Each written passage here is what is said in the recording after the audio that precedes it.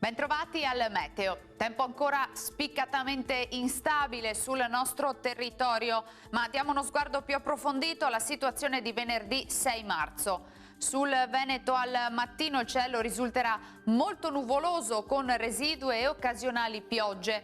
Qualche spazio maggiormente asciutto e soleggiato nel pomeriggio. Entro sera nuovo peggioramento del tempo con ancora qualche precipitazione sparsa.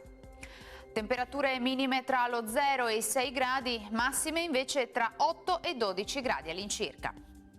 Ci spostiamo ora sul Friuli Venezia Giulia, anche qui il cielo risulterà molto nuvoloso, ancora con qualche rovescio nel corso della giornata.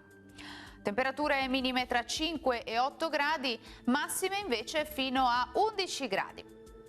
Situazione differente sul Trentino Alto Adige, qui invece sarà bel tempo con ampio soleggiamento, vedete un po' dappertutto. Temperature minime tra lo 0 e i 2 gradi, massime invece fino a 12 gradi all'incirca. Dal meteo per ora è tutto, vi auguro un buon proseguimento in compagnia di Antenna 3. Arrivederci.